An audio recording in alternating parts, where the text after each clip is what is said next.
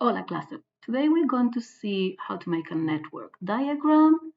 And remember, the network diagrams are visual representations of a precedence chart or precedence table.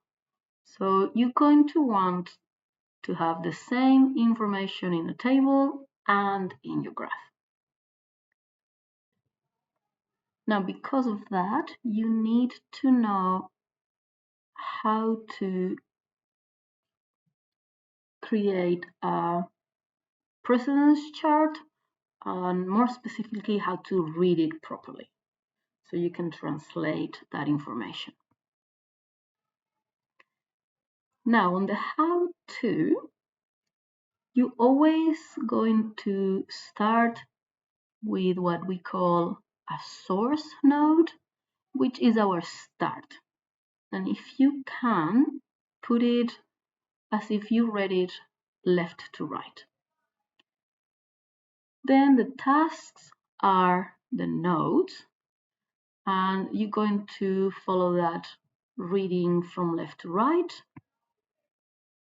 So first of all, non-dependent tasks, which are the ones that can start at the very beginning, they come out of the source node. And everything else, dependent tasks, are going to be placed according to what your table tells you, according to the precedence chart. And at the end, you're going to close everything with what we call a sync node, which is your end of the project.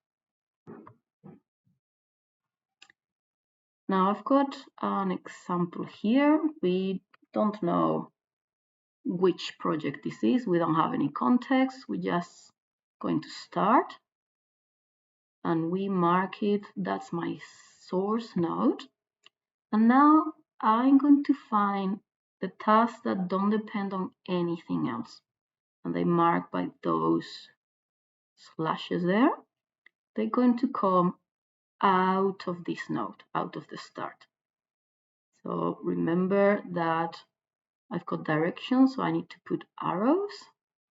And I'm going to put A, 5 units of duration, and B with 6 units of duration. And I put the durations inside the nodes as I go. It's much easier. And now I need to look at everything else in order. I see that there are tasks that depend on A, and I'm going to look line after line after line until the end. So I see C, D, and E, they all depend on A. So I'm going to move them out of the A node, each one with its own arrow. And I use straight lines, you don't have to.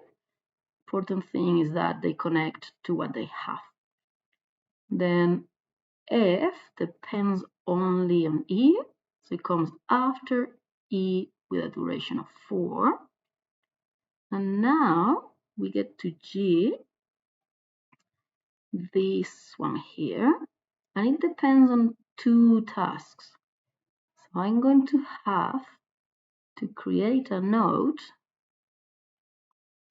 let's put it there, with a duration of 14, and both D and F need to come into the node.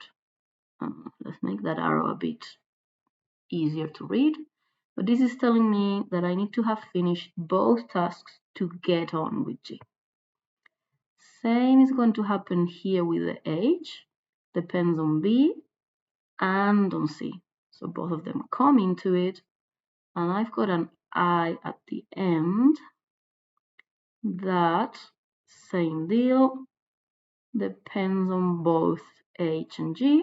I put them in. I get to the end, I've got all the tasks in the table, so I need to cap this project. So I make an extra arrow and I put the sync node.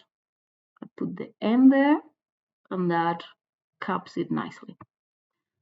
And any task that at the end doesn't have anything else depending on it, I would put in there. We only have one in this case, but it could be more than one. And that's it. We're done. Now it's your turn to go and practice. Thanks for watching.